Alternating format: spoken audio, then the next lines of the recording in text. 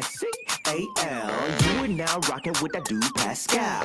We be going wild. Haitian in the building, so original. Got the haters catching feelings. Get your hands up to the ceiling and keep them held high, cause St. Louis isn't ready. Forget about it, goodbye. Hold on, we just saying hi. Five somebody, rise up. Weekdays, catch us live somebody. Let's go. Good morning. Good afternoon and good evening, everybody. Welcome to the Pascal Show. Hope you guys are all doing well out there. Hope this show finds you in good spirits, as it should.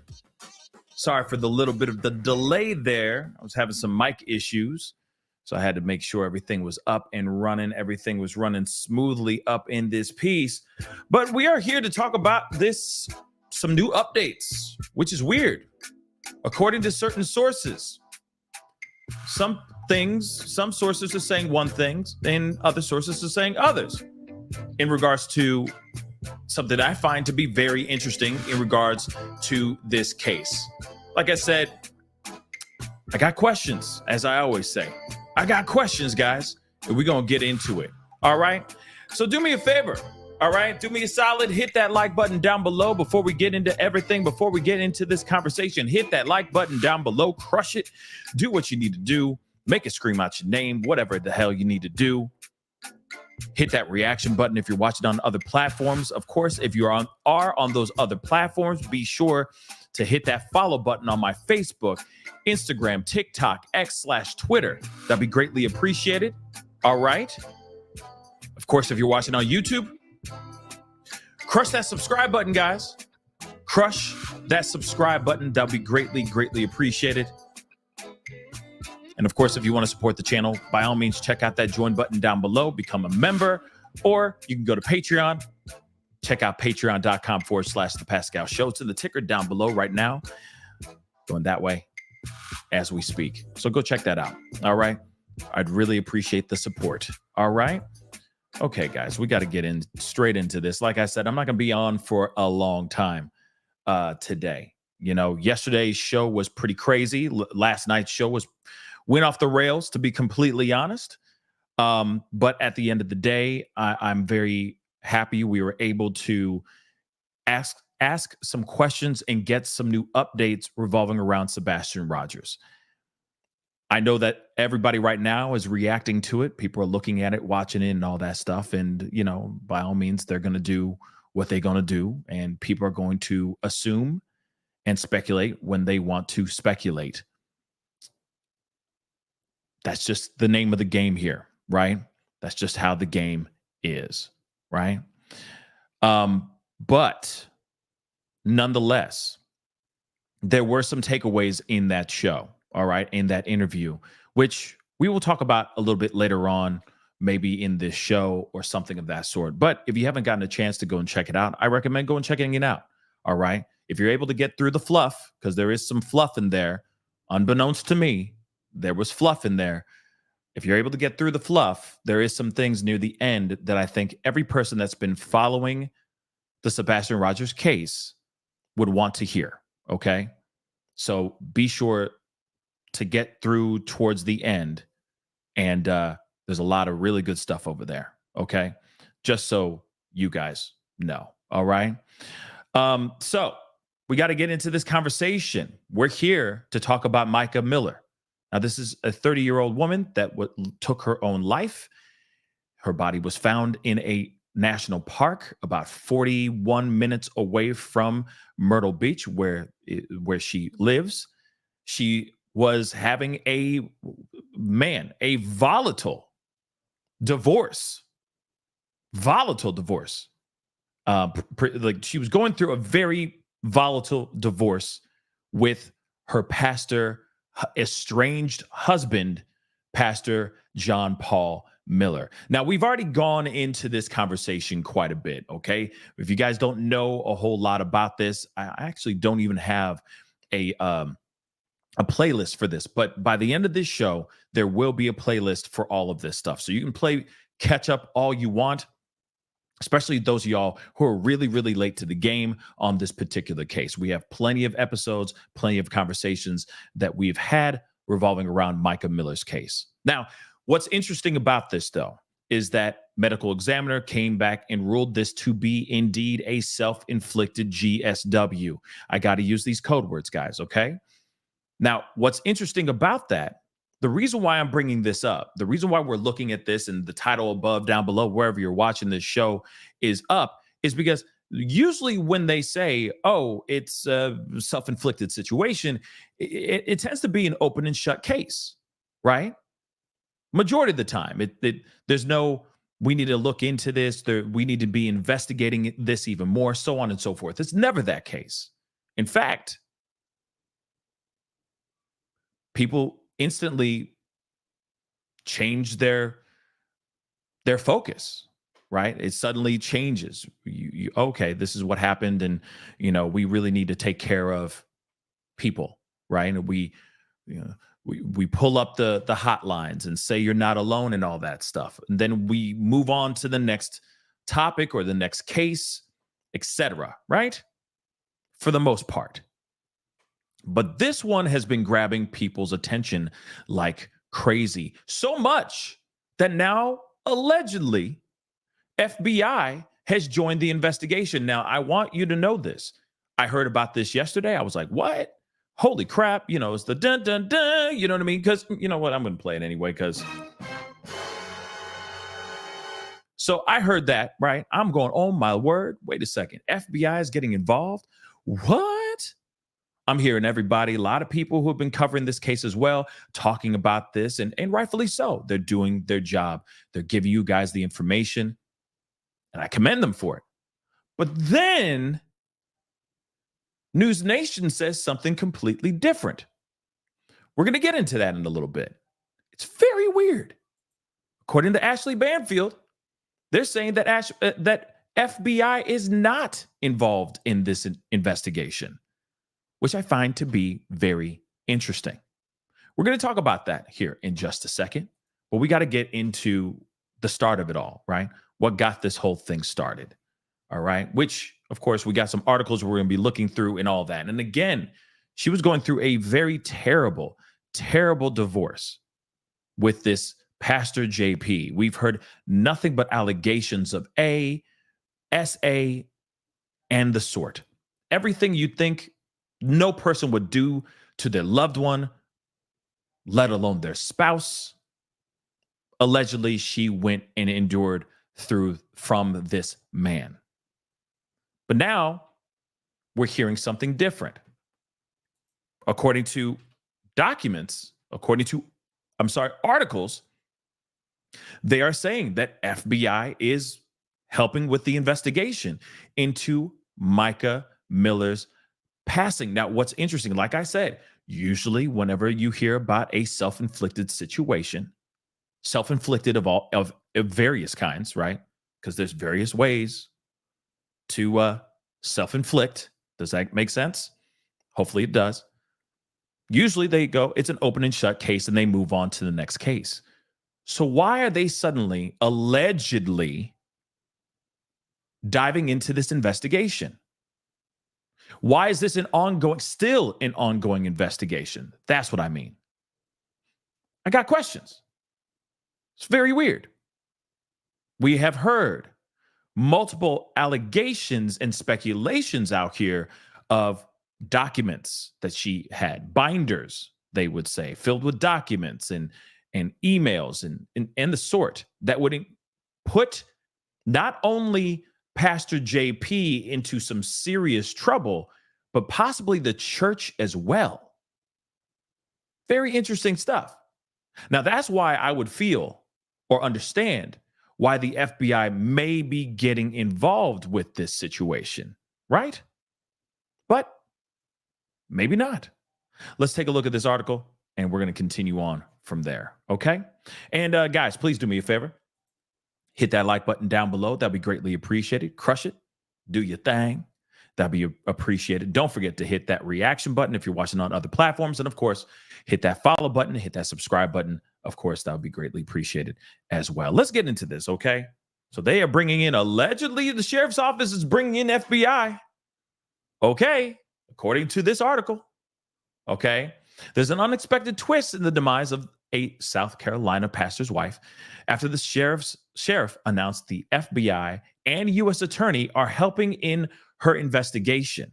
Now, we already know about all this stuff here, right? But of course, they said that investigators say that she did call 911 moments before she did the unthinkable, right? Before there was the self-inflicted GSW. And just for you guys in the nosebleed seats that are wondering what a GSW is, it is basically a gunshot wound. And that's the only time I'm going to say it throughout this show, unfortunately. Okay? So it's GSW. All right? But of course, we have been hearing about her, this came days, okay? Her passing came days after she told a police officer that she was, one, scared for her life, right? And a multitude of other things from the affidavits, et cetera, that we've been hearing from not only her sister, but her brother as well. Both two completely different affidavits, but they both echo the same themes, that she was in dire straits, she was fearing for her life, that she was married to a monster, that this man did not give a damn about this young woman. In fact, he wanted to give her more pain if he ever felt like she hurt him in some random way. We heard that from affidavits as well. Two separate affidavits. That's insane. But let's not forget, she says she's scared for her life. Then, of course, after finding a GPS tracker on her car and a razor blade in her tire, and this happened multiple times. This wasn't just one time, guys. This happened multiple times. Okay? But of course, like we talked about yesterday, how he was trying to raise her from the dead and all that. Okay? He says to his congregation during a celebration of life, during their funeral, okay, for Micah, which Micah's family did not show up for. They did their own celebration of life in a completely different area at the same time that they were doing this at the church. This is how much the family despises JP, Pastor JP Miller, and possibly that church too. Because imagine the amount of things that she probably was saying and the amount of time she said to that congregation that she needed help and no one helped. There's a possibility of that. I haven't heard anything myself, but I could see why the family would not want to be there. Because that church represents JP Miller and all the bad things he has done, right? And yes, 720 Red Dog, we do know about that. She was married before JP. Yes, we do know that as well. In fact, there's a video of her getting proposed. And then actually, if I'm correct, JP was the officiant for the wedding of her first marriage. Just so you know as well. It's pretty crazy. And you remember, and there's some other things that we learned about JP's new main squeeze, or she was the side chick. Now she is the main squeeze. And her husband passing in a tragic way, paraplegic. He succumbed to water, if you get what I'm saying, in a pool. They ruled that as well a self-inflicted incident. That funeral, Pastor JP was the officiant for his funeral. Pretty crazy stuff. And don't get me wrong, maybe it's a small area, maybe it's a small town, maybe I don't know, but it's just so odd. And that same person, the wife, is the person that he is all cuddled up with right now. While he sits here and says things like this, which we saw a video of him saying this, but he said, I went down about 4 times this week, but each time it still didn't hit me. Okay. I thought she was going to wake up. I even tried to raise her from the dead. Now, we already saw that video yesterday, which is pretty crazy. Okay. Pretty damn crazy. So now new images released by authorities show Micah on the day of her demise, showing her leaving her house, buying a pew pew, stopping at a gas station near the park, and making that 911 call. And of course, she was calling to see if they could trace her phone call because she did not want her family to go searching for her after she had passed. She planned on doing this unthinkable, self-inflicted thing. So she was calling 911 to cover her tracks. Now, I know there's been a lot of people, a lot of speculation out here with people saying, "Oh, that was AI and all that stuff." I'll sit here and say this: I don't believe that at all. I truly believe that she really did call 911. In fact, there are people out here that are thinking that the photos are AI as well, that they are doctored, that they have been manipulated and all that. And I'm telling you right now, in my personal opinion, don't get at me. I'm just looking at the information and the facts that they have out here laid out in front of all of us. The footage does not look like it's AI as well. And I don't mean to disappoint anybody out there, even those in the nosebleed seats watching from afar, okay? Judging like a mother lover, all right? I just don't believe the AI theory. Now, is there cover up on other things? Oh, for sure. Come on. Plenty of other things you can look at in this situation that are very odd. As soon as she passes, she is cremated. Yes, she is cremated. That allegedly there was not an autopsy performed at all, or toxicology, if I'm correct. Those things I find to be very interesting. Nonetheless, I do believe that something happened, okay? That she did this herself. She unfortunately pulled that trigger. But I don't think she's the only one that was pulling that trigger. That's what I believe. Now, how could they get JP for it? I don't know. But it feels to me, and this is me just with my speculation and my theory, beyond the AI theory, I think that she had a lot of things, a lot of evidence that could have incriminated him, destroyed his reputation, destroyed the church even, that he was wanting to get hidden and buried deep underneath that church. That's what I think. And now you're hearing, like I said, you hear that 5-0 FBI is opening an investigation, but then there's apparently conversation that maybe she's not, that FBI is not involved. Like I said, we're going to get to that. It's a short moment on Banfield. We're going to take a look at that in a second, and I'm going, okay, what the what? All right, what the what about that? So let's take a look at this article here too. All right, appreciate everybody being here. It really does mean a lot. Good morning to every single last one of y'all. Hopefully you guys are all doing well. Okay, it's Tuesday, and it feels like a Monday right now. Okay, and I'm sure a lot of y'all still having that post-show hangover. Okay, from last night. But I do appreciate all y'all being here and chopping it up with me and checking this thing out. All right. So FBI opens investigation into Micah Miller's shock, unthinkable, after bombshell daily journals emerge as he is turned up on her monster of a pastor husband who threatened to attack and cause pain. Now, we're going to be skimming through this. We're not going through this whole article, but there are some pieces in here that I found to be very interesting that are still kind of new to me. Okay, so first things first, the FBI and federal attorneys have gotten involved in the investigation of the passing of pastor's wife, Mica Miller. Okay, so they have said that the Robeson County Sheriff's Office, which has been in charge of the investigation, said that they've been in touch with federal authorities since they began their probe. Now, based on the information gathered during the investigation and jurisdiction reasons, the Sheriff's Office has requested the assistance of both agencies, the Sheriff's Office said in a statement on Monday. Remember all of this, okay? We might have to circle back to this in a little bit.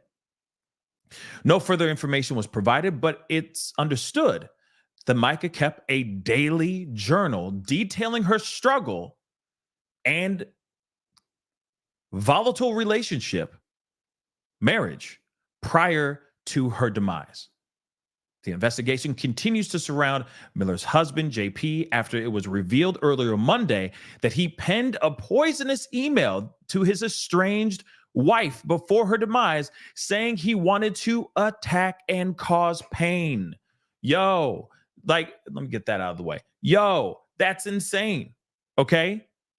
We heard through affidavits that, hey, I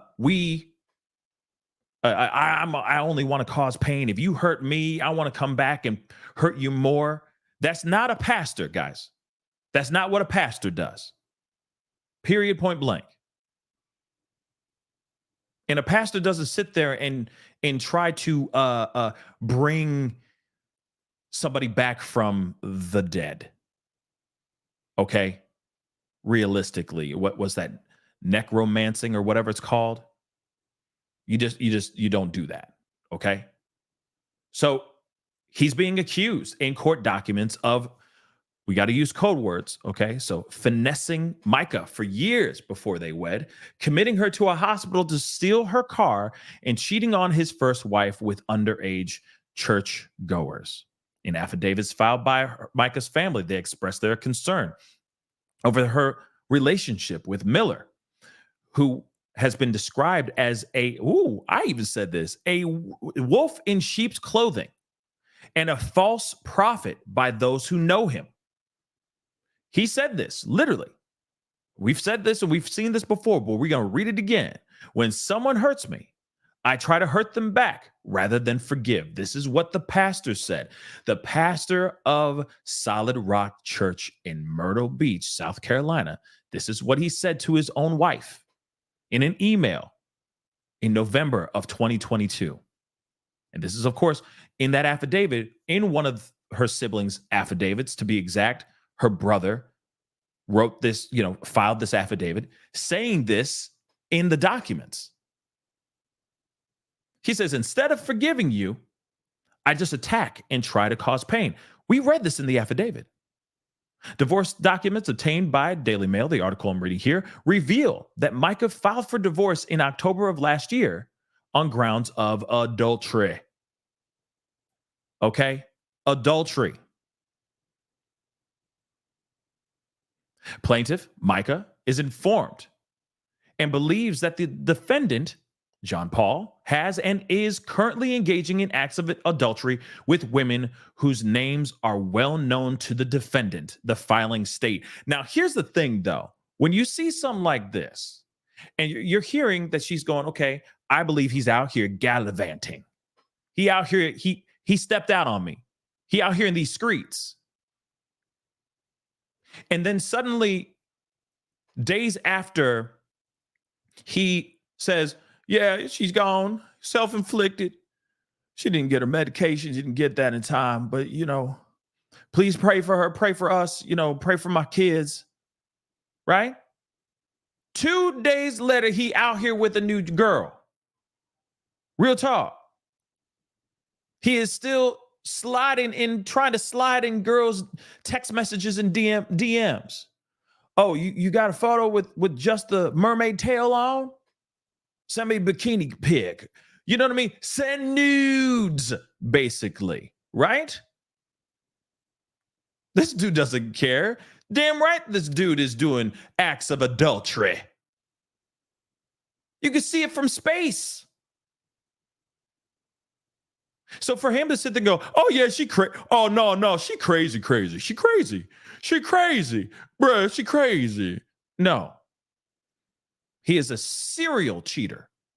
He has a long history of doing that. This ain't a thing where it's just like, it was just one time and, please forgive me, God, oh God, heavenly God, Lord God, please forgive. No. He has a history of doing this, period. So this is not her losing her mind. This is not a mental health issue. These are straight facts. Let's continue.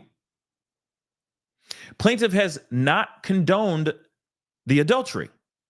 The plaintiff would show that she left the marital home due to the defendant's philandering, as well as defendant's growing hostility towards plaintiff. So, okay, she wasn't cool with him going out here sticking his hand in other people's cookie jar. Okay? And so she left the home because she was tired of him walking out on her.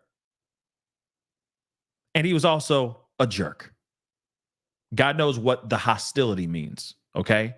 Defendant has threatened to throw plaintiff's belongings into the yard, locked plaintiff out of her own home, and has defamed and demeaned the plaintiff before a congregation of people. Let me just say this, okay? Let me just highlight this piece right here. We all been seeing him going up there in the pulpit talking mess about Micah in front of his entire congregation. And let's not forget, so this is not fake news. This is not just some BS. This is true. He would go into his church, go into the pulpit, and speak these things. This is all not only to the hundreds of people that are in his congregation physically, he's also live streaming this stuff. And then these videos are staying on his website as he's talking ill on his wife. Now, we talked about this the other day. No matter what, there should be respect on the table, especially when it comes to your wife. There's a level of professionalism that needs to be there as well, especially if you are in the job of confiding in people, being open, being a talker, a speaker, or whatever the hell you want to call it. It's real important to stay professional as best as you can. But you're not bringing up things about your wife to your congregation. The congregation doesn't want to hear about your marital problems.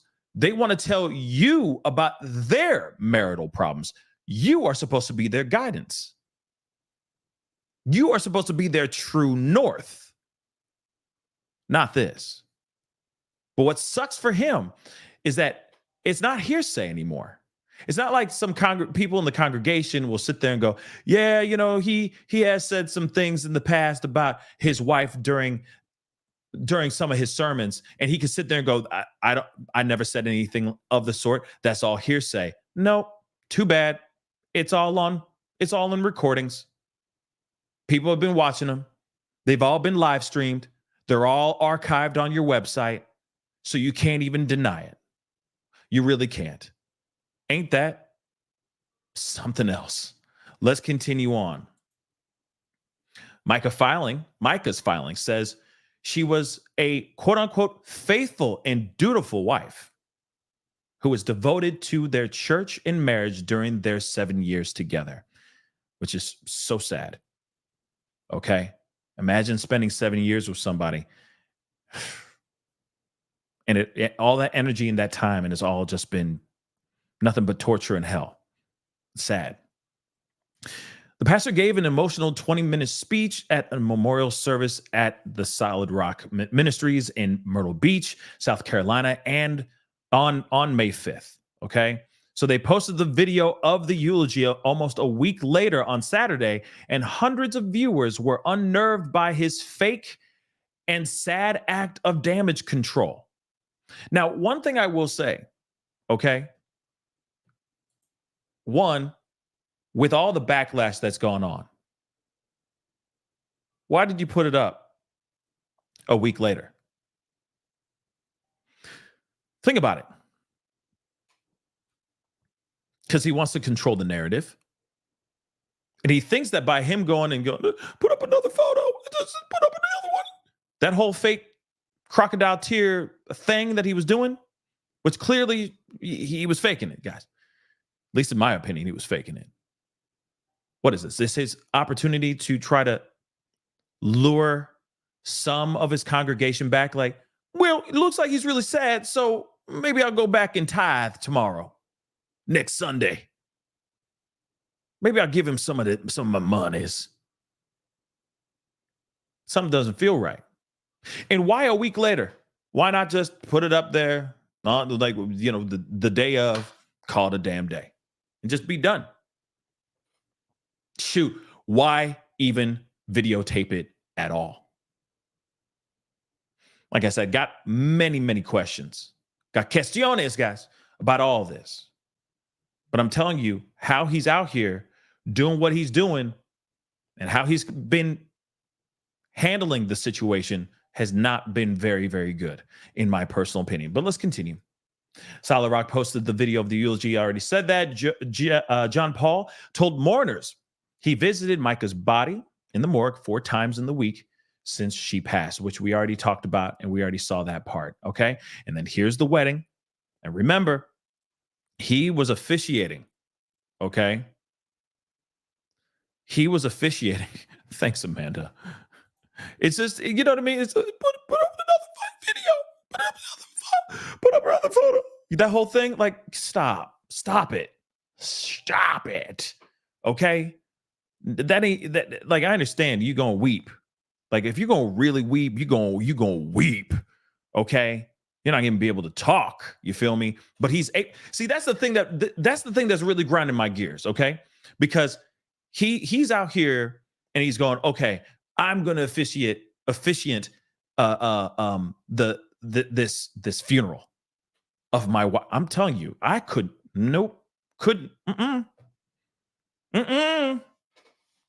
I couldn't do it. Let alone doing a eulogy. I couldn't do it. Okay? I really couldn't. I couldn't. So how could he do it? Something doesn't seem right. You know what I mean? Like, you're going to you are going to be the one to lead everyone in prayer when your wife has passed away in such a tragic way. I'm telling you right now, I couldn't do it. I couldn't do it. How could he do it? It's because he had moved on already. He already got that new good. He good because he found that new. At least that's how I interpret it. He's thinking, woo, I dodged a bullet on this one, because he doesn't have anything to worry about in his mind. He's thinking, oh, she gone, so that therefore the binder, the information that's out here, these allegations are going to just go with her. They're all going to disappear with her. We good, baby. Solid Rock Church is safe, baby. Yeah. But it's not. It's not. Because people are still talking about this. And by him getting in front of the congregation and doing this whole funeral, it's his way of controlling that doggone narrative to make him look like it's him doing that. It's acting class, and scene, Put up the other photo. And scene. Did it work? Do they believe me? Sorry. That's just the vibe I'm getting. Let's continue on, shall we? Pretty crazy stuff. Okay, sorry, moving on. Moving down a little bit more. Okay. Of course, we already heard about his we saw the eulogy. We saw the eulogy, all right? Or at least a segment of the eulogy, right? But of course, there was her. Why am I forgetting the name of it now? What the hell is what's her? Shoot, I forgot the title, the name. When someone, or the term, when somebody passes, you write this for them. Why am I forgetting? Wow, I am tired. What is the name of that, guys? I'm forgetting it. Somebody say it in the chat. But anyway, he even wrote Obituary. Thank you, Mang. Thank you. Wow, you googly. No, yeah, obituary. Thank you. I had a brain fart. I am so sorry. Last night was a very late night for my. Okay, all right. So even his obituary, even the obituary for Micah was written by him. He still had control over that as well. No one else had their hands pen to paper writing her obituary. It was him. She was so confident, such a, you know what I mean, such a dutiful wife. Though I'm sorry, one of the worst obituaries I've ever read in my whole entire life. Real talk. And I've read some really bad ones. That one took the cake though. Okay. But of course, he called his wife, his estranged wife, by the way, bold, confident, anointed, passionate at leading worship with a powerful singing voice he could hear all over their house. Now, we already heard about the singing, not liking the Pitch Perfect movies after watching it 15 times in a row. Her, moving a whole bar. Okay, moving a whole bar after doing karaoke, singing Sunday morning, and all that. Okay.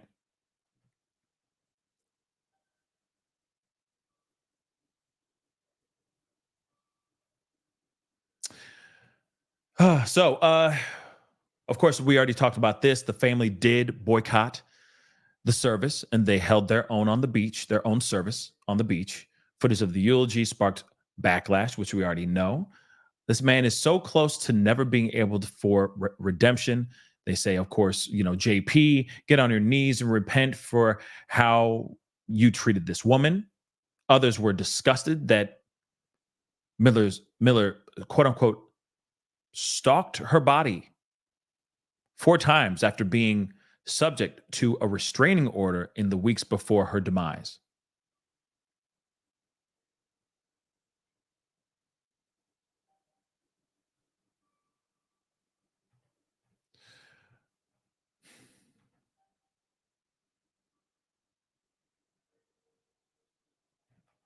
So, court documents filed by Horry County Family Court accuse Solid Rock Church of colluding and conspiring with the pastor to defraud and deprive his wife. I mean, like I said, this whole thing is very messed up, and obviously, we went through a good portion of this in from other pieces, right? But hold on, sorry guys, I'm just trying to pull this thing up. Hold on.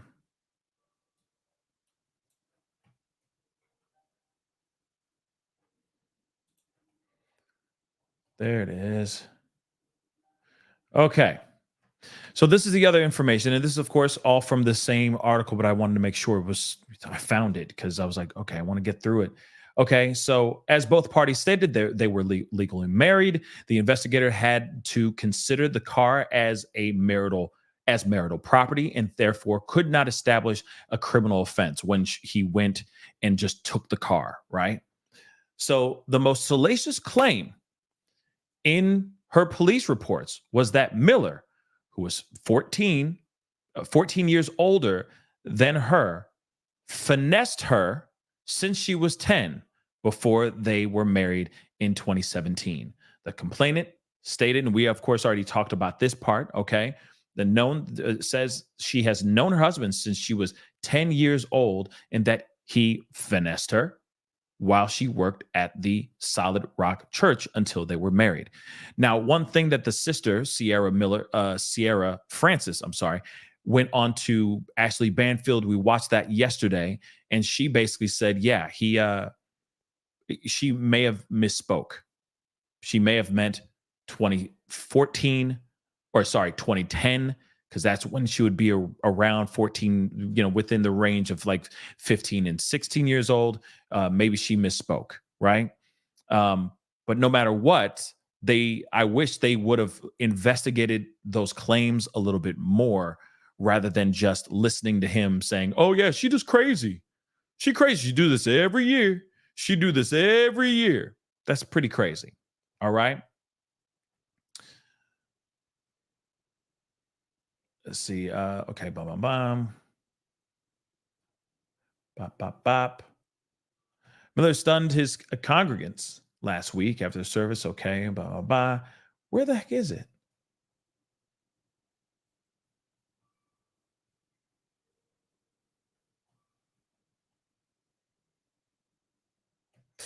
It has come to light that Micah Miller struggled with mental health or mental illness, specifically bipolar disorder, which, when not properly managed, led to paranoid episodes and self destructive behavior. This is according to Miller's lawyer. All right. So his lawyer claims some of the reports made by her in the recent past are nonsensical in reference to her claims recorded in police documents. The thing is not only is there or are there claims of him saying, hey, from past relationships, him having extramarital affairs with other women, but also his addiction to sex workers and the sort. Those are things that are being said out here and claimed out here as well. I mean, it's pretty insane. It's pretty insane the amount of information that has been put out here. All of it revolving around the passing of Micah Miller. And people, of course, are speculating and having the questions of, hey, is it possible that she knew more, knew a lot more, knew a lot of incriminating information that he does not want out for the rest of the world, or at least the rest of his congregation and his church to know about? Now, if any of this stuff is true, I'm sure, claims from his ex and the sort that I'm sure have hopefully will come to light here very, very soon. But before we continue on, okay,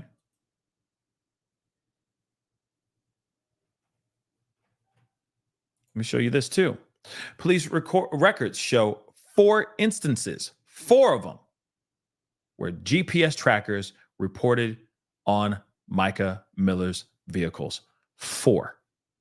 Now, remember, we heard from an investigative reporter on Banfield yesterday. They were basically saying that he admitted to putting these GPS trackers on her car because he was worried about her going to a pew pew store. Bang, bang. What? Oh, I put those on because I wanted to make sure I wanted to make sure she doesn't go to a pew pew store. Most ridiculous thing I've ever heard. Most ridiculous thing I've ever heard, guys. But let's take a look at this. It's not him trying to track her because he's worried about her going to a store that has a whole bunch of weapons. No, he's just trying to control her, and he's trying to scare the crap out of her. That's what I think. More than a month before authorities said Micah Miller did the unthinkable, okay, police reports obtained by News 13 show 4 different instances in which GPS tracking devices were reported to have been found on vehicles linked to her. Okay, so police investigated the first incident on March 11th after Miller filed 2 complaints after she said a tire on her vehicle was slashed while she was at the Spring-Made Pier. Mechanics at the East Coast Honda on Highway 17 bypass found the tracking device while repairing the tire. See, and that's just one, right? Okay. Her name is also associated with reports filed with Myrtle Beach Police on March 14th, March 26th, and April 15th. Do you realize how 3 days after, okay, so March 11th, March 14th, then a whole 12 days later, and then whoever was doing this finally let off for a little while, for a couple weeks. and then did it again. And then, of course, she files for divorce from her husband, JP, on April 25th. And then, of course, she is found with a GSW in a park 2 days later. Come on, guys. Come on. Do the math. Like I said, I do believe she did this unthinkable thing to herself, for sure. But it was motivated by somebody else. It was pushed by somebody else. Remember, he also put out some sort of spicy photo of her out here on the internet. A pastor who is supposed to be, he is literally occupationally obligated to take the higher road. You know what I'm saying? He is occupationally obligated to take the higher road. Do you understand that? He ain't allowed to take the low road. He a doggone pastor, y'all. A doggone pastor. And this dude not only is out here letting his cohorts or himself or maybe his side chick, think about that too, out here harassing Micah 4 times in a row, slashing tires, putting tracking devices 4 separate times on her car. He's also putting out salacious photos of her out on the internet. And then he admits it, saying, oh yeah, my bad. Didn't mean to do that. It was only up for an hour. Do you understand an hour is an eternity up in these internet streets? He's occupationally obligated to take the high road. And he does it time and time again. He ain't a pastor, y'all. This ain't a pastor. Trust and believe. Melly, thank you so much. Melly, thank you so much. Hi, Pascal. Happy Tuesday to you all. Yes, happy Tuesday to you guys as well. Okay. Melly, thank you again. He preached the 10 commandments, but did not believe, respect, nor practice them. Shaking my head. Yep. You could say that again. You know what I mean? Kimberly in Japan, what's up? Thank you so much. I understand proving mental control /A in these kinds of cases is very hard, but I just hope that we can see some progress soon. Justice for Micah. You know, I'm hoping so too. This is the thing. This is the hardest part, I feel, when it's something like this, when it's self-inflicted, okay? And God forbid we have to talk about it like that. But when it is self-inflicted in this kind of way, a lot of times it's like, okay, open and shut. They did this themselves. But there's more to this for sure. And she is still speaking from the beyond. That's what I think. And I think that if these allegations are true, which again, it's still just allegations, all right? And these documents and these binders and these journals are actually real, this will give us some serious breadcrumbs, or at least law enforcement, I'm sorry. It will create a breadcrumb path to a completely different scenario. This could be leading us down somewhere sinister if this stuff is true. Again, this is a very odd is not the best word. This is a very unique situation, a very unique case of self-inflicting, okay? Because there were outside forces that I think were nudging her in this direction. That I think she was trying to stop from happening, but just was fighting back, but then JP won, unfortunately, for now.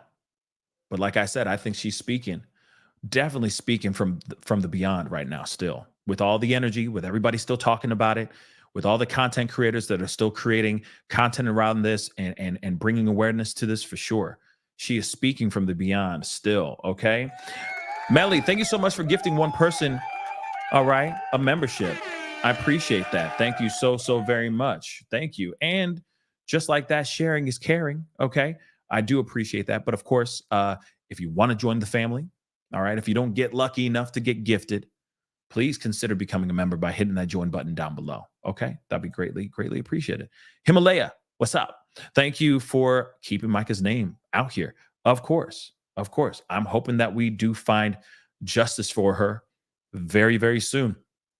But again, they say FBI is involved. Is that true or not? We're going to take a look here in just a second. We've just read reports of there being something, but there's something with the FBI, but I don't know if that's actually true. Okay. Given according to Banfield, we're hearing something completely different. So this is definitely something I wanted to share with you guys here. Okay. But before we get into that, one second.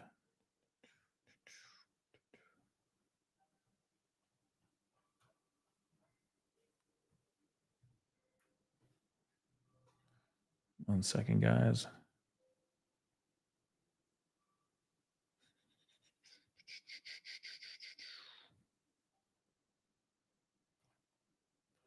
Just checking something.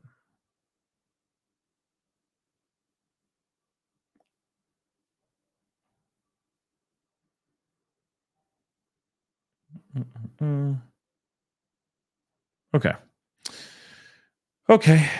I was just making sure I covered everything on this article real quick, but I do want to share with you a couple of these pieces here because this is some crazy stuff. All right. So let's go straight into first. There was a 911 call that was made by Micah's sister. And they also talk about some affidavits on why she was actually hospitalized. So let's take a look at that first before we go into the FBI conversation. Hit the number one. Let me know you guys can hear this. We know from Micah's family and from police reports that John Paul was stalking and harassing Micah in the weeks leading up to her death. And today, News Nation producer Rich McHugh got a copy of a 911 call from Micah's sister after she says she received a threatening text from John Paul last November. Micah was staying with her sister at the time, and here is some of that 911 call. 911, what's the address of your emergency? I need to report a non-emergency at this point. Okay, what's going on? My sister came here today to visit because her and her husband were having issues. She came from Myrtle. She told him she'll be home on Tuesday. And he is texting me at this point saying, I'll be at your house at 12:55. I'm armed and ready, and I will keep you up all night. I'm going to get her back. Oh, wow. And I said, you're not welcome at my house. There are no trespassing signs up. You cannot threaten weapons. He has 6 guns that he just purchased recently. Okay. See what I'm like, what? You know what I mean? Like, what? He's saying what exactly? And you see what I'm saying? Like, it's like, ain't he supposed to be always going with God? You know? Best foot forward, taking the righteous path. This dude is out here like, I don't care. I'm going to do right by my wife. I'm going to be right there. I'm going to care. I don't care. I'll be right at your house. We could do this all night. What? And of course, she's like, he's got pew-pews. Like, what? Come on, guys. This is no, guys. No, I'm rolling that back just a tiny bit. Oh, wow. And I said, you're not welcome at my house. There are no trespassing signs up. You cannot threaten weapons. He has 6 guns that he just purchased recently. And he's saying, I'm armed and ready. I'm coming to get her. I'm on the ready. I'm coming to get, like, what? You got to understand, like, this is some old school thought process. It's almost like an old school thought process of a man and his, a husband and his wife. Like his wife is his property. And it's almost like, you are stealing her from me kind of thing. You see what I'm saying? This is some old school, like really, really old timey from the days of yore type BS. Okay, this is my wife. That is my property that you have. You are stealing right now, and I'm coming to get her. That's insane, guys. That's insane. And he talking to the sister like this? He talking sideways to the sister like this? Oh, my Lord. He just did not meet the right one yet. Okay, that's all I'm saying. Holy God. We also have two of the texts that John Paul sent Micah's sister that day. The first one, in the wee hours, it was sent at 1:11 a.m. And it says, John Paul has loaded, John Paul says he's loaded Micah's possessions into garbage bags and is threatening to either dump them on the sister's property or take them to the Goodwill. The second text, 7 hours later, at 8:04 a.m., takes a very, very different tone.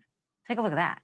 It says, if she comes home today, tell her I'm sorry, so sorry. I'll do whatever it takes. I'm sorry to you and Matt. Huh?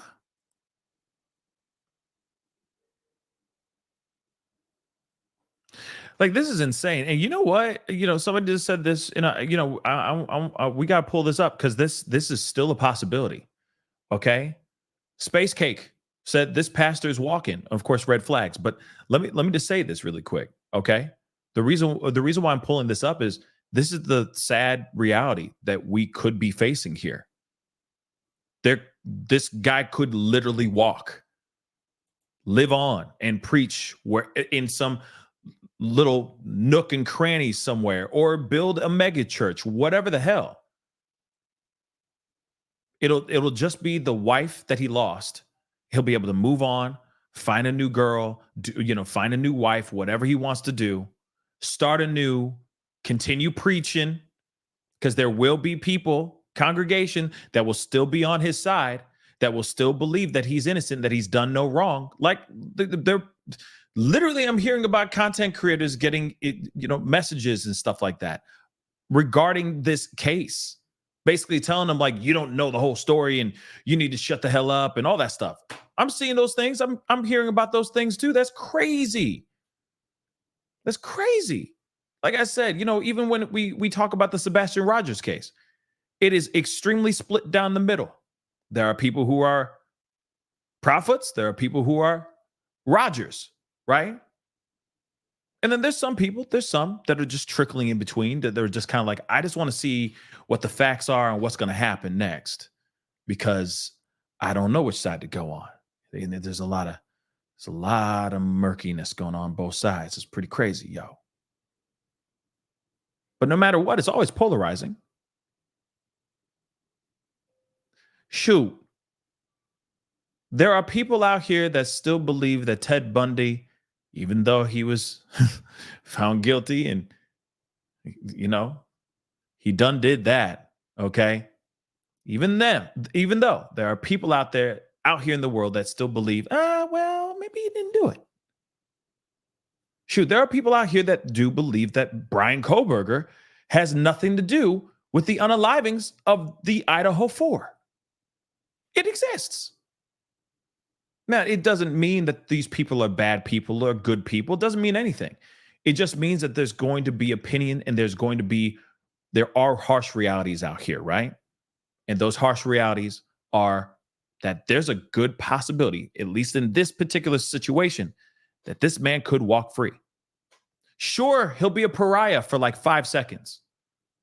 Then years will go by and there'll be another big story, another big situation, another thing that we will all be wrapping our minds around, and we will forget about Pastor J.P. Miller. That's the sad part of it all. It's not like he's going to be able to, just hide away. He's going to walk out. He's going to continue preaching. He's going to keep doing his thing. And there's always going to be a congregation that's going to forgive and forget.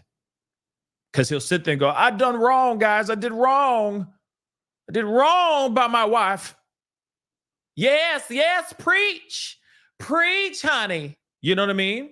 We forgive you. You see what I'm saying? It happens all the time, especially in the house of the Lord. We see it all the time. I embezzled so much money. Oh, Lord, I was just so greedy. Oh, the most powerful thing in the world is greed. And then everybody in the congregation, you ain't wrong.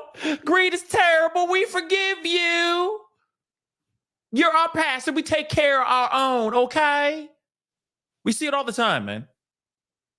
So as soon as he goes out and he confesses or does whatever he needs to do, and he does some big thing, some big theatrical thing, that congregation's just putty in his hands. Instantly, you ain't wrong. You ain't wrong, Pastor. I was wrong too.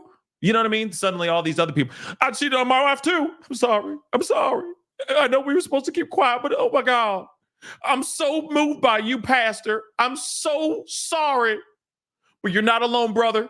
You're not alone. Let's pray together. Our Father who art in heaven, hallowed be thy name. Come on, man.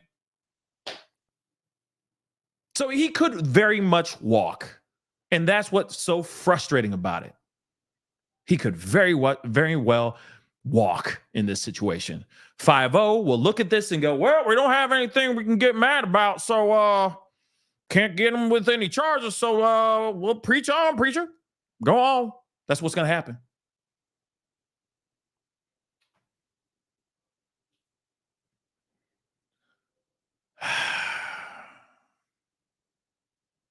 That's why I'm hoping that whatever, I know y'all, a lot of y'all are saying the same thing. It's like, yeah, sad but true, right? Sad, but it is very, very true. Come on, we've seen it a million times, okay? Not only in just the movies, we've seen this in real life. If you've been a churchgoer like myself, and I go to church, dagnabbit, okay? There's always something. I just don't go to church like that. I just don't go to the boisterous, over-the-top, theatrical preacher.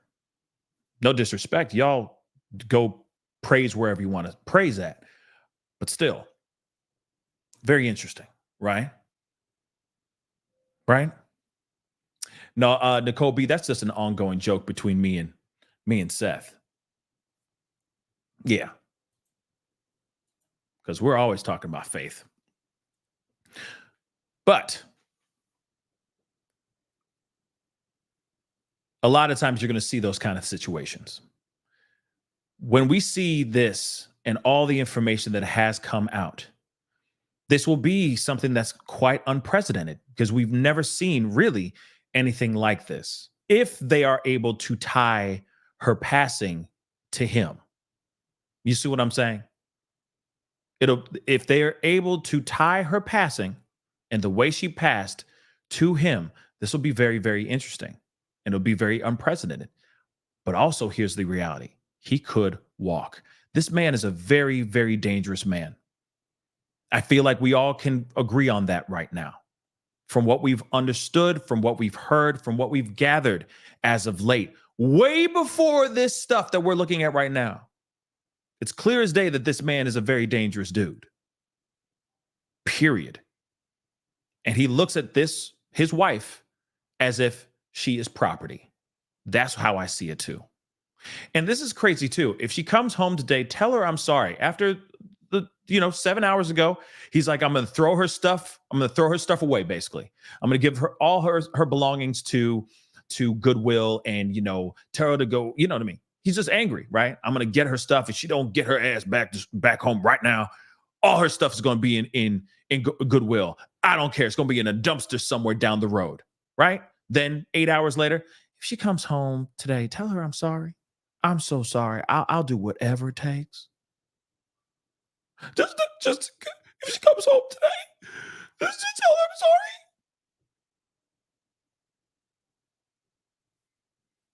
This is a very dangerous man. Let's continue. Should be known that we have repeatedly invited John Paul and his attorney to appear on this show every day that we've done the story, and they have always refused. They did give us that statement. We've now read it twice. And I want to bring in News Nation producer Allison Weiner, who's been digging into this story since the very beginning.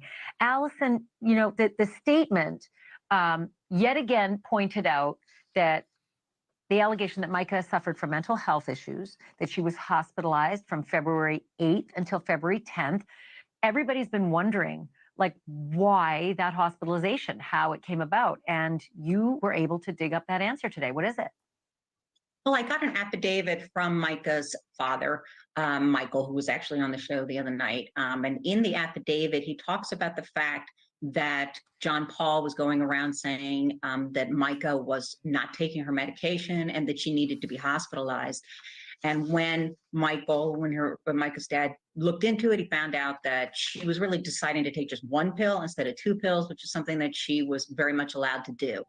So he found at that moment and throughout a lot of their interactions that, according to him, John Paul was exaggerating a lot of things and making up things so that he could, in fact, get Micah hospitalized against her will.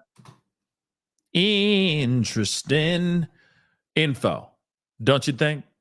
So you got somebody out here. Oh, remember what we talked about yesterday? I said, so he could just make up whatever he wants.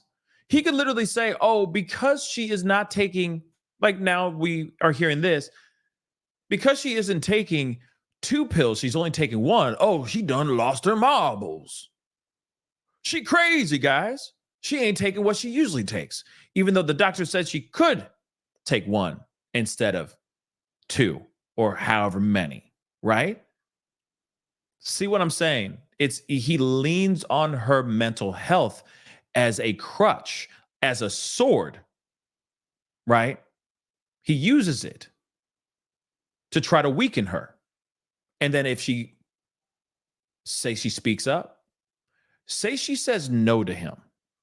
Think about that for a second.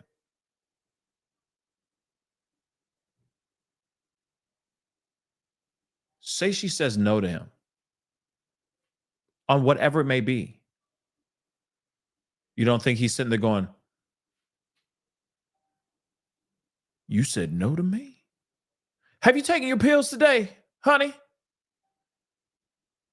Oh, you only took, let me count these. Okay, you had a week's worth and there's still 7 here. Have you lost your marbles? I'm taking you to the hospital now. That's it. How dare you say no to me? You know what I'm saying? So then instantly he's like, she crazy. That's sad. Period. God forbid he says no. So how did she end up being admitted against her will? Well, he actually had a document. It was John Paul who admitted her, who signed the paperwork. But he showed Micah a document, and this is according to Micah's dad, but there was a document that he had shown also to Micah's father that showed that the power of attorney would be still in Micah's dad's name and also in her brother Nate's name, so that if somebody had to get her out of there, they both had the power of attorney, as well as her husband. That document was never notarized or filed, but it's something that Micah saw. Was it a real document? Did her family actually agree with these things? No, it was never filed. It wasn't signed by them. It wasn't notarized. So it's not a legal document, but it looked like a legal document. And basically, initially, according to Michael, to Micah's father, he was told that there was, in fact, that his son was signing the document. So it just was sort of a tangled web of lies, according to alleged by Micah's father. Wow. Like I said, I mean, this dude was doing everything. And if that was falsified documents and all that, I mean, and if they have that proof,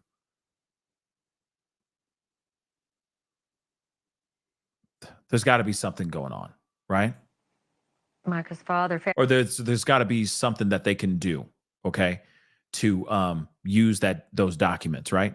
Michael, yeah. Okay, so the bad blood between, John Paul and Micah's family, just, bits and pieces just keep coming out. And it is so nasty. We heard the 911 call where Micah's sister talks about no trespassing signs. And then John Paul apparently did the same thing to Micah's family. Thank you for I mean, it's like I said, I'm going to keep saying it until, to me, this is not a good person. Okay. This is coming off like he's a very, very dangerous man. That's how I'm seeing it. But again, innocent till proven guilty in a court of law and all that stuff. I would love to see what these documents say, what's out here. If he really was falsifying documents and whatnot, I'd love to see that, right? But let's take a look at this. We got the part about the FBI from Banfield. We got to take a look at this. 2 layers of drama and threats and allegations, all surrounding the tragic death of Mica Miller. The story tonight is not so much about her actual death, but instead it's about the final years of her clearly unhappy life and some very toxic and threatening communications from her estranged husband that are just now being unearthed. And I'm going to read them for you just a moment. But first, there is some very curious news tonight on the law enforcement front.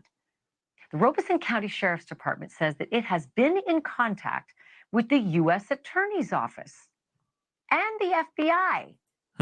And the sheriff says they've been in contact with those 2 agencies since the early stages of this investigation. Okay. And the sheriff says tonight that the sheriff has requested the assistance of both of those agencies, the U.S. Attorney and the FBI, for a suicide. But here is a very weird little twist. When we, News Nation, reached out to Micah's family for comment, they told us that the FBI informed them that the Bureau was not involved in the investigations. What?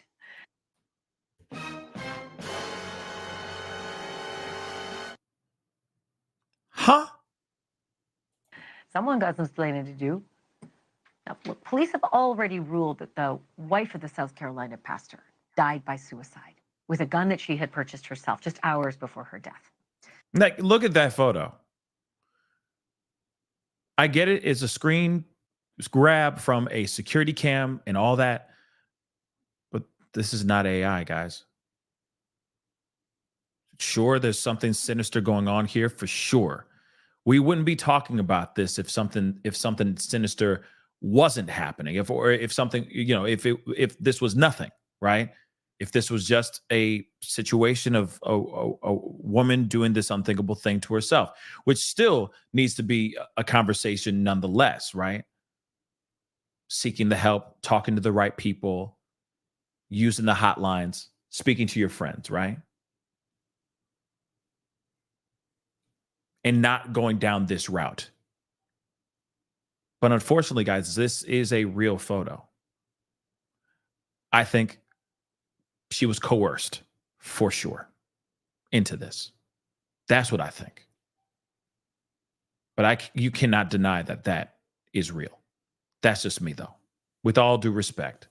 Okay. And I know there's some people who disagree, and we can agree to disagree respectfully. But something here happened, and it is real, in my personal opinion. But something sinister happened before this. And, I know some people were going, oh, well, she's all smiles and all that. But hey, do you think that the person who's selling her the pew-pew is going to sell her the pew-pew if she looks like she's mentally broken, or if she looks like she's crying, or she looks angry, she looks like she's determined to do something? They're not going to sell her a pew-pew at all. She's got to go in there looking happy, smiley, excited about getting this thing, right? Getting this weapon. She can't go up there and go, I need a piece of steel, and look mad. They're not going to sell it to her. So she's going to push back whatever she is feeling and throw a mask on. Just a woman wanting to protect herself in her new home type of scenario. It's sad. The other thing I was thinking, though, too, and this may be completely off. This is just another scenario I thought in my head, too. The timing, right? I know everybody's talking about, like, she pulled up, she did this, maybe she had this whole thing planned this entire time. even before pulling up to this pawn shop. What if she was pulling up to the pawn shop to get something for herself so she could protect herself? But then something happened when she got in the car after purchasing the actual weapon. That's one thing I feel that hasn't fully been explained yet. They haven't said anything about text messages or phone, any type of interaction that she had on the phone, anything about her DMs or anything of that sort. Maybe she had gotten that for protection because she knew that she has a crazy soon-to-be ex-husband lurking around with all his minions and cohorts, making her life a living hell. What are the chances of her actually buying this initially for protection, but then something happens, right? I mean, it's possible. It's possible. You know, it's a scenario. It's a different timeline. It may not even fit this timeline, but I just wanted to throw it out there because, you know, the scenarios are any part of the scenario is possible. Like I said, I'm just wondering what it was. And then, of course, there was allegedly markings on her body. Alleged markings on her body as well. Bruises. Apparently a handprint on her arm. But we can't even do anything. Family can't even do anything about it now because she's been cremated. They expedited that so quickly. That's so odd, right? But let Banfield finish. But since that tragic event, the details of her relationship with that estranged husband, John Paul Miller, well, those have been oozing out of the woodwork, and they paint a very dark picture. Micah's family says the relationship was, in a word, toxic. And though there's plenty of evidence to support that, John Paul continues to say, at least in public, that Micah was the love of his life. Thank you for watching. You know, I think that's pretty crazy that he would sit there and say that this woman is the love of his life when he was already out here philandering, as they said, gallivanting with other scallywags. Okay, with scallywags. I think that's weird. I think it's very odd. And this, of course, is a pastor. Let's not forget that. And now, don't get me wrong. Nobody's perfect. Not one person in this world is perfect. Even the men and women who preach and are of faith. But for him to sit here and run around and go, oh, she was the love of my life. No, she was not. If she was the love of your life, you would have been respecting the hell out of her from day one. You wouldn't be lurking. You wouldn't be harassing her. You wouldn't be slashing her tires. You wouldn't be putting GPS devices, GPS tracking devices on her car. You wouldn't be doing any of that stuff, y'all. You wouldn't be doing any of that stuff. You just protect her and make sure she's happy. And that's it. So when you go out here and you go, oh, she is the love of my life.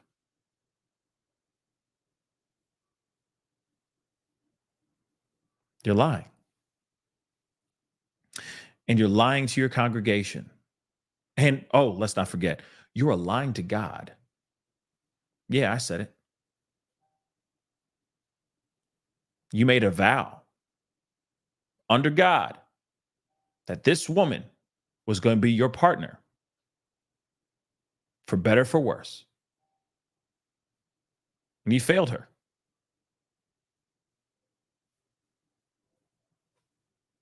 You failed that marriage by lying. And God knows what else you did.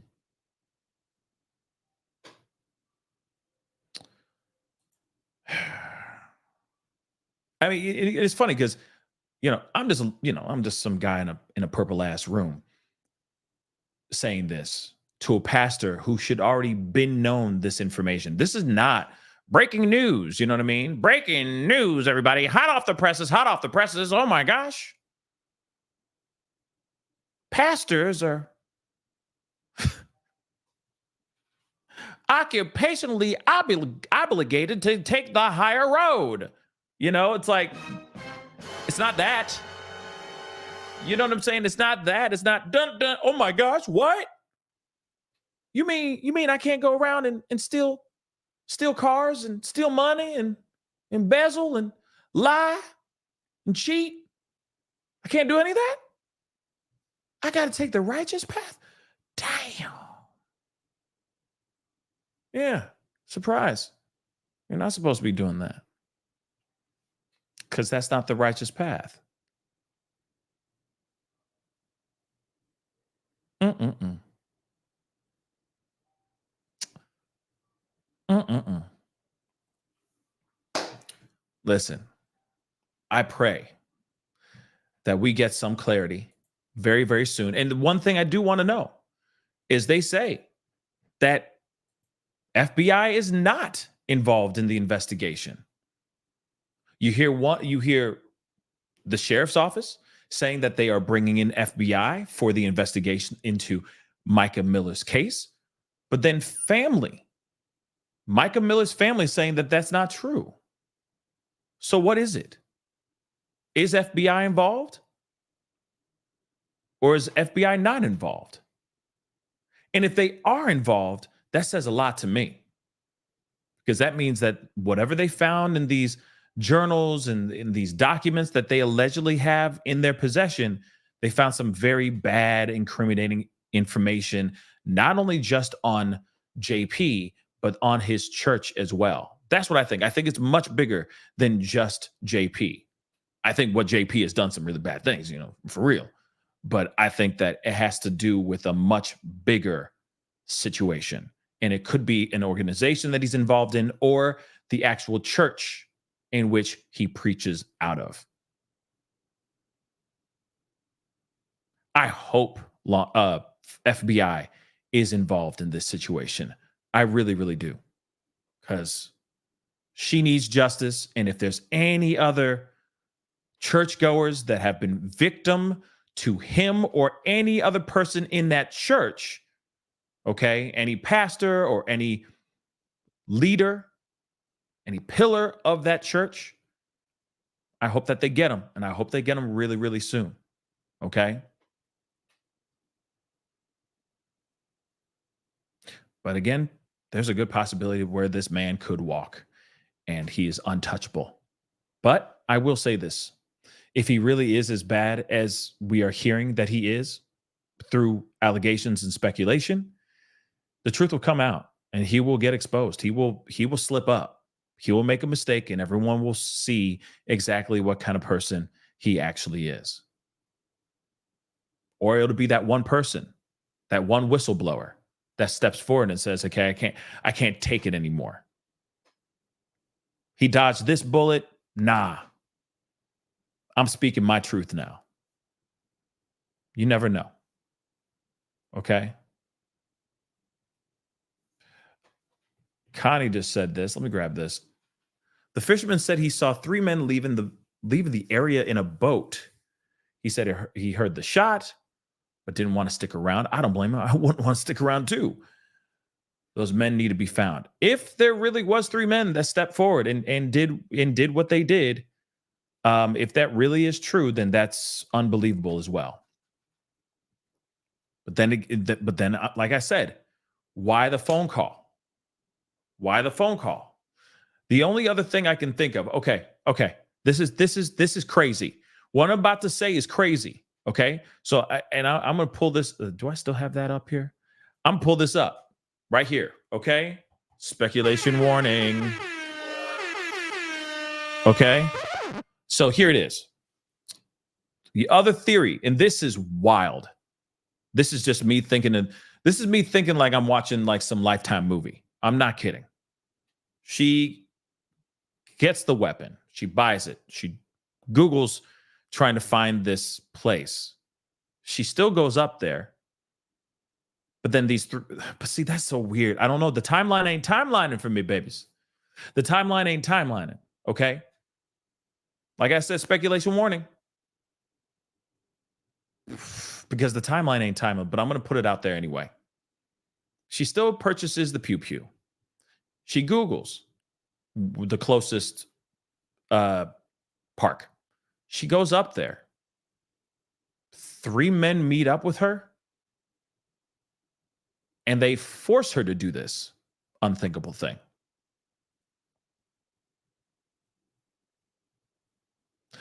Like they're holding her at gunpoint, forcing her to do this unthinkable thing. But in my mind, I'm going, well, why would they be there unless there was a GPS tracker on her car, or if he had her locations locked in on her phone? Then it's the 911 call. Think about the 911 call. Because even in that 911 call, she does sound very defeated. Like, it sounds like she's made up her mind. But it could also be her saying, like, there's a man with a pew-pew pointed at my head right now, and I have to make this phone call and then do this unthinkable thing. But like I said, speculation. This is just because I don't believe it. I personally don't believe it. But she is forced to make that 911 call. But because she sounds so distant in a way, you know what I mean? It's because she's already coming to terms that this is the end of the road for her, because she has no choice. Either she does it or somebody does it to her. Does that make sense? But it just doesn't make sense to me why she would go and buy a pew-pew that same day within hours, okay, within a very short time period between the time that she bought the pew-pew and the time that she used it. It just seems so bizarre. So bizarre. So like I said, that is just wild card, me just reaching from the depths of like randomness and piecing that kind of like Lifetime movie type of scenario together. Now, I know some of y'all will look at that and go, that would make sense, or that could make sense. But me, I don't see it like that. I think she was up there. I think she was by herself. And I think she did this unthinkable thing. Now, if this fisherman said that there were 3 men there, that would be news to me. But I think something terrible happened with her and her alone. That's what I'll say. Okay?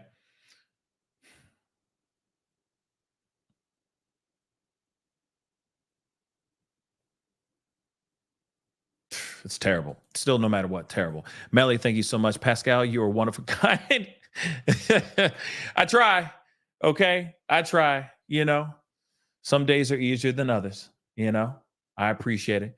Janine, thank you so much. As someone who loves ministry and deals with mental illness, my heart goes out to her and all the Micahs in the world. We can't forget her. Justice for MM. Yeah, I agree. 110%. But by us talking about it, by us bringing it up, by us saying her name, by us and other content creators as well, saying her name and bringing it up, that's how we get closer, hopefully, to finding out what actually happened here. Or maybe it encourages law enforcement to go, well, maybe we should look into this. We should dive deeper into this. The people are talking and the people are saying something ain't right here. Like I said, I think she was pushed. She was moved to do this by him and a gang of other people. Right? They may not have been there physically, but it was almost as if he was standing right next to her with the pew-pew in his hand. That's the vibe I get. Okay? But we'll see what happens here. All right?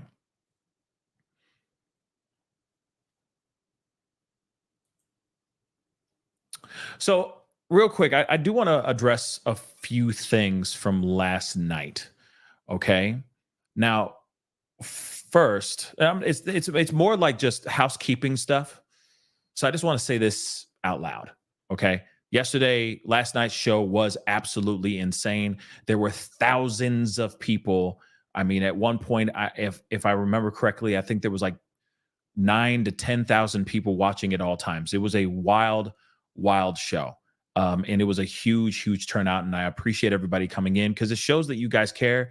You guys want to know what's going on. You guys want to get Sebastian home as soon as possible.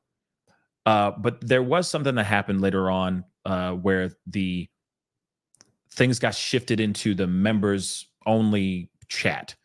So I just need to say this out loud because of course I'm not trying to blame anybody. I'm not trying to point blame on nobody at all. But I want to make this abundantly clear. I had no control over that. That's number one. I didn't turn that on.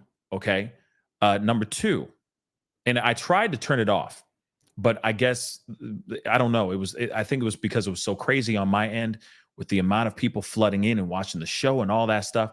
I couldn't change it. I was trying to change it while I'm doing the show, and I couldn't do anything about it. My thing is that I'm conducting a show, and I have to interview people, and I have to keep the interview going. Because I'm not trying to stay on a show for 4 hours having a conversation, right? I want to get straight to the point, get the questions out, have the conversation, and keep it moving. Okay. Now, S-Dubs, thank you so much for taking the heat. But I'm bringing this up because this is important because I did get a lot of heat for that, especially during the time that they were talking about content creators and all that stuff. And then that's when it got switched to the members only thing. It was just optically really bad. And people were assuming that was me. That was not me. I had no control over that. I was busy conducting the interview. But one thing I want to make sure abundantly clear, we are never doing that ever again. We're not doing any members only thing. If it is a volume that high and the chat just keeps flying, no matter how slow you make the chat go, leave it. Let it be. There's no way you're going to be able to monitor 10,000 comments going in all at the same time. It is physically impossible. Mods, I love you guys. You guys are kicking so much butt, especially when we have such heavy, high volume shows like that. But when it's that bad, when it's that heavy, let it go. Set it to, subscriber only, to the highest you can, to the longest minutes you can get it to, and just let it be. Okay? Because I know it's hard. It's hard to do that. Reading everybody's thing. People are going to be jerks. People are going to say what they're going to say. And especially when it's going like this, you're not going to catch it. No one's going to catch it. No one. Okay. And yeah, the trolls were definitely trolling. And unfortunately, when it comes to this kind of case, which still kind of surprises me, I will keep it a buck. I am really surprised about how polarizing this case has become. And it actually breaks my heart how polarizing it is, because you got people now going after each other instead of actually going after what matters, which is finding this young kid. And that breaks my heart because we got better things to do than to fight within our circles. We need to find Sebastian and keep talking about it, right? So, oh yeah, Jasmine, they're always bashing. Every time I do a show with Seth or Tony, there's always going to be bashing. It's fine. It is what it is. You know what I mean? All I can do is keep going forward, lead with my best foot forward, lead with my heart, lead with positivity. Because at the end of the day, I know what I'm doing is right. I know what I'm doing is good, is for the good, not for something sinister or something, else. So just wanted to say those things really quick because the trolls are going to troll. People are going to slide into group chats and stuff like that and say all kinds of crazy stuff, especially when it's a high profile case like this. I will say that I'm kind of waiting to hear about more stuff. You see what I'm saying? I'm still waiting to hear about more facts. Last night, I was hoping to hear a little bit more than what we actually got. But at the same time, we got what we got. Now, ain't no way, because there's something else that's been kind of floating around saying that there was going to be reports released on the show. Now, I don't know where anybody got that. To be honest, I have no clue. Okay. But that's not it at all. That's not true at all. We weren't planning on releasing releasing any type of documents at all. Not at all. Especially CPS reports and all that stuff. Not at all. We talked about it because I knew that everybody else was talking about it. So we brought it up and we talked about it. But what we received last night is what we received last night. In no way, shape, or form was I expecting to receive any documents from Seth or from Tony. Nor have I ever received anything in that kind of form from Seth or Tony. Just want to make that abundantly clear. It's like I said, I wasn't in there for all the drama. I tried to steer that conversation off of the content creator conversation because I'm not about that life. I'm not. We are all out here trying to do our job. If someone wants to speak ill on me or feel some type of way about me, then I don't know where that comes from because I'm not the one spawning that feeling. I care about everybody out here, all these content creators. We all should be working together. That's what I always say. We should work together in unison instead of going after each other. Even the ones that don't agree with each other. That could be some really interesting content. Somebody who thinks that somebody, like depending on the topic, a polarizing piece, right? So that's just where I stand. Okay. They came in, they said their piece. I did my best to steer the ship back on course. We got back on course. We talked and we did our thing. Okay. Hopefully I understand, there's some things in that stuff, in that show that was said, but those were not said by me, nor did I give that the stamp of approval. Okay. Not at all. Didn't even know that was going to go down the way it went down. In fact, a lot of times I turn to the people I interview and go, don't look at the chats. Just don't. Don't waste your time looking at it because it's only going to aggravate you because there's always going to be somebody in there saying something rude. There's always a troll. Okay. So,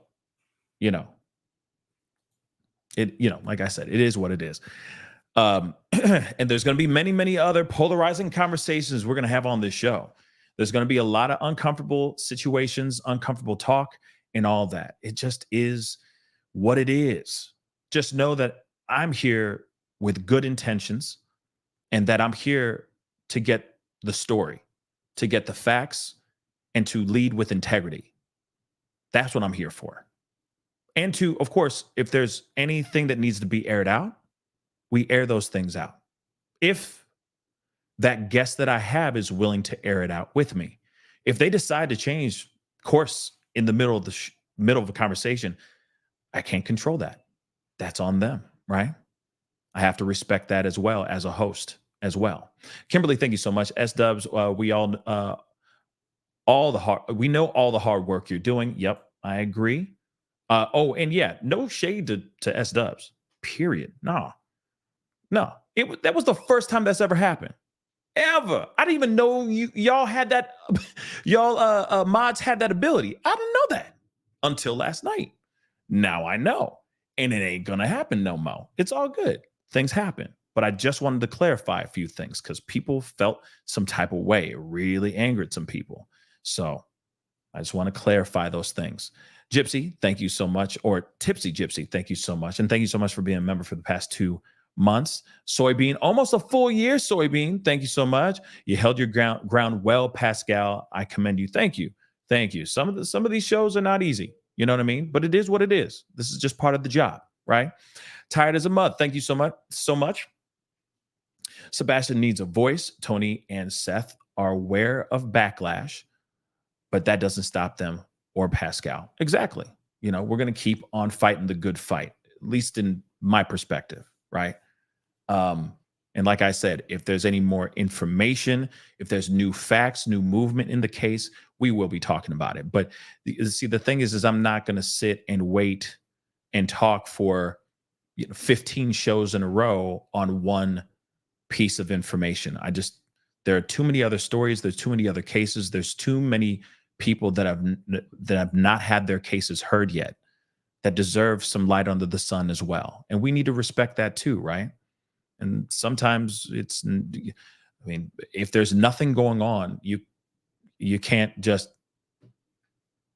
do a 3-hour show saying, Sebastian Rogers' hair is brown. Let's talk about it. Like, you just can't. I'm sorry. No disrespect, but I just can't do it.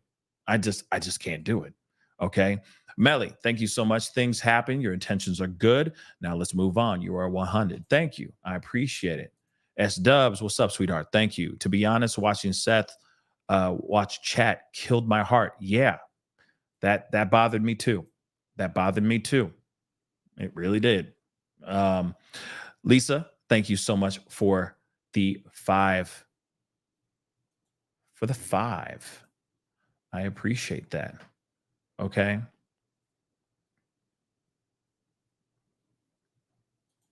$7.20. Pascal, I've never seen anything you need to change about your show. 100. Thank you so much. I appreciate it. The only reason why I'm pulling this up and saying this to you is because, I am talking to my family. Y'all are right here. I'm talking to you guys. I can say this to you guys candidly and keep it real. I mean, I understand everyone's going to feel some type of way and have their own opinions about situations. Last night was one of the biggest live shows I've ever done in a while. Okay. I think the one before that was Carly Russell when we found out it was all lie, and talking about the redheaded balding dude and the Cheez-Its and everything, that one. And then the Will Smith smacking Chris Rock. And I mean, those are just kind of those are 3 pillar moments that I can sit here right now and go, I remember those like it was yesterday, right? Big, huge shows like that, right? And it's like you just can't control the chat. The chat's just gonna roll. You just kind of have to let it be what it is, and just let the haters do what they're gonna do. You can't block them all. It's almost impossible, right? Unless I had like 100 mods, you see what I'm saying? Which we are not at that level yet. Okay. So you just, especially with such high profile shows, high profile cases, high profile subject matters, there's always going to be trolls coming in, it just is part of the game, unfortunately, so I'm not mad at any of my mods. I love my mods. You know what I mean? It just happened. And now we just don't do it anymore, or we just don't do it again. You know what I mean? So all love to all my mods. And all love to everybody, even the trolls, even the haters, even the people that were not fans of Seth or Tony, right? They still showed up because they care. Really, they do. They really do. Okay. So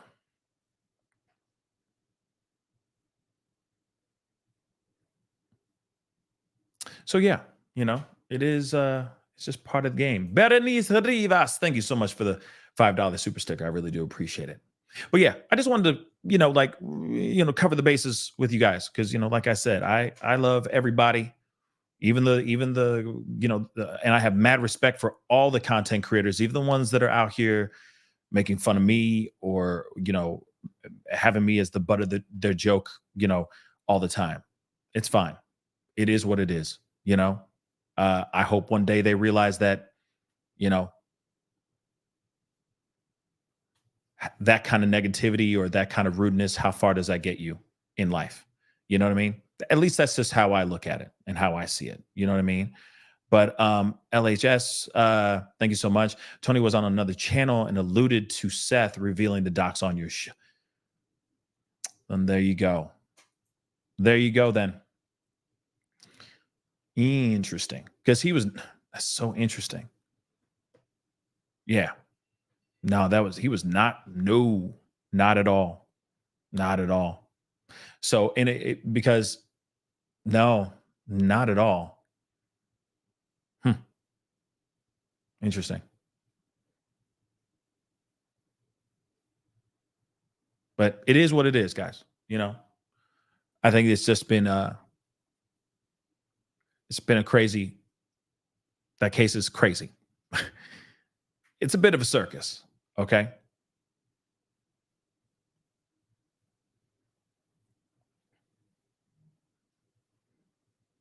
But yeah. Yeah. It was just, that whole thing was wild.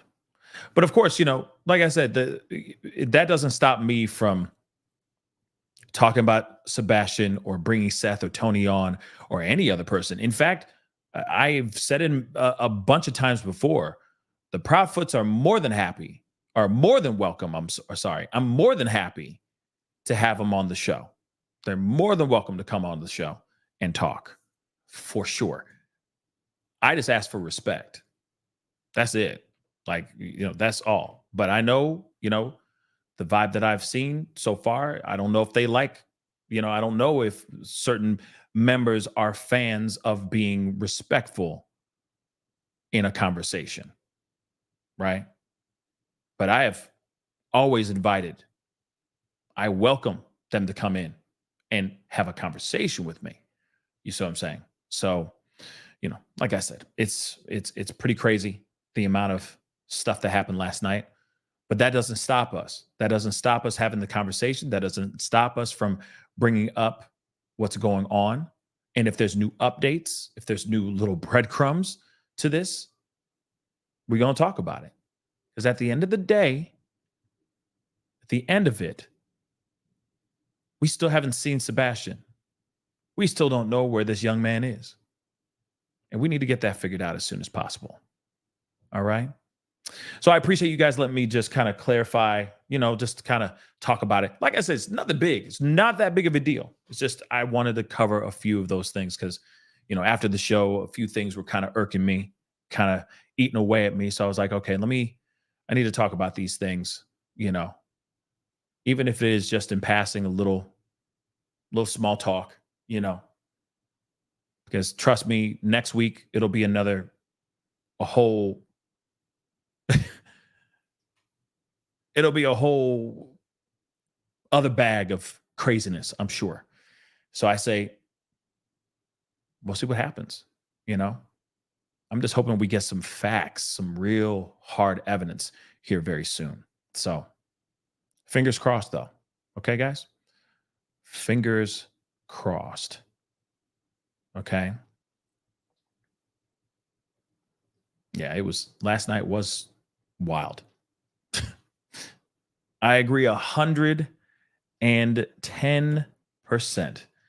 Last night was wild. Like I said, it's like a hangover. It's like a post-show hangover this morning. But but still, no matter what, I think that I'm very happy that we were still able to hear a few things about the DCS reports or the CPS reports, about footage and all that. And I still want to know what's up with that stuff, right?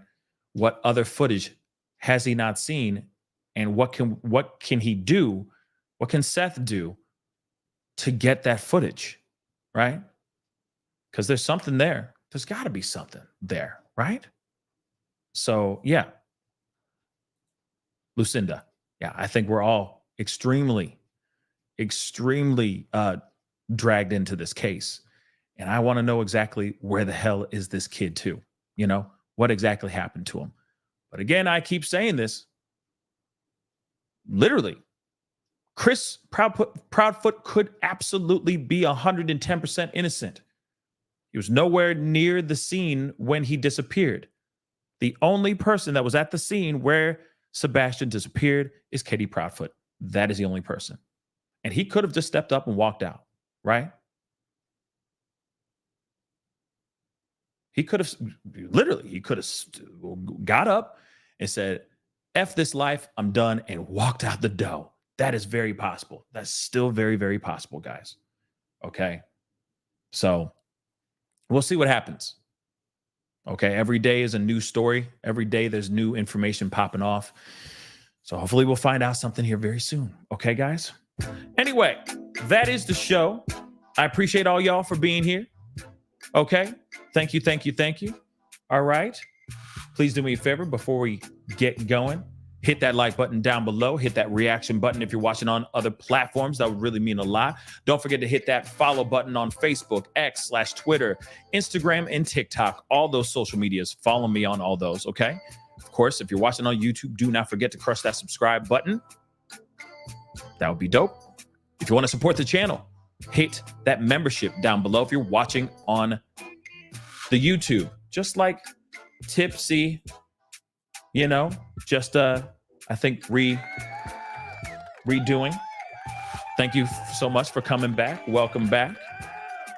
Appreciate the love. But just like Tipsy, consider becoming a member by simply hitting that join button down below. Okay. Of course, if you want to support even further, go over to patreon.com/the Pascal Show.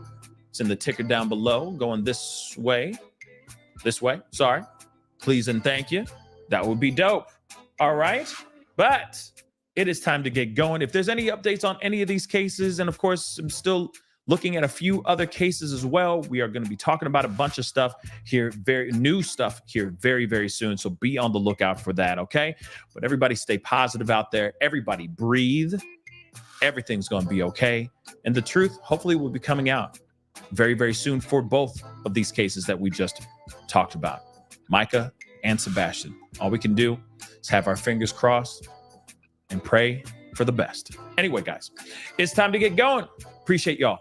Be good to yourselves. Be good to one another. See you guys soon. This is the Pascal Show.